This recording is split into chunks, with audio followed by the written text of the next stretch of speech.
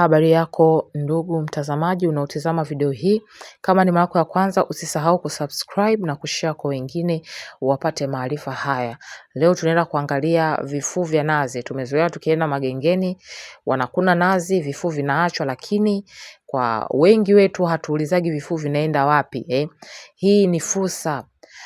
Hii ni vile vile ni tuseme fursa ya kujiajiri, fursa vile vile ya ubunifu, ya kumpa Bwana Yesu Kristo utukufu, kwa sababu unatumia vitu ambavyo ameviumba yeye kutengeneza, yani kutoa kitu kingine, kitu mbalimbali. Sasa yawezekana wewe ulikuwa umeshawahi kutizamia kufanya kazi kwa kutumia vifuu vya nazi, au uko tayari unavishughulikia, yani unapokea hizi product.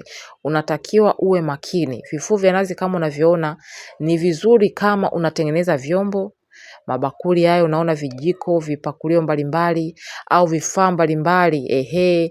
Hapo unaweza ukatengeneza key holder, lakini ambazo haziko katika mfumo wa sanamu. Hapo ameweka heleni. Heleni hiyo haimpi Mungu utukufu. Haleluya.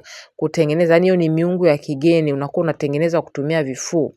Ukiona kama hapo ameweka miswaki, inakuwa ni kihoda fulani ambacho kinampa Mungu utukufu. Hoda ya vyombo kama hivyo, unatengeneza vipakulio na hoda zake, hiyo stendi unaona, unatengeneza hivyo, Mungu anajitwalia utukufu. Unaweza ukaekea maua, ukapandia vitu mbalimbali, vitu kama majani viungo fulani hivi, unaekea mishumaa kama hivyo, Yesu anajitwalia utukufu, naona.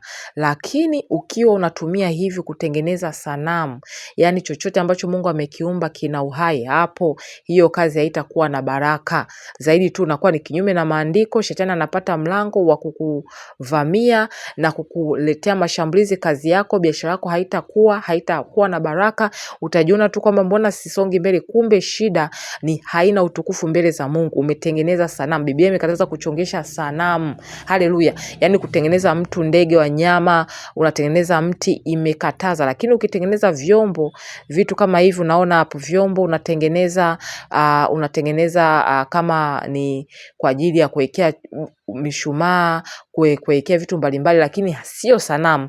Hapo unakuwa umefungua mlango wa kupata ushindi katika biashara yako na kumpa Yesu utukufu.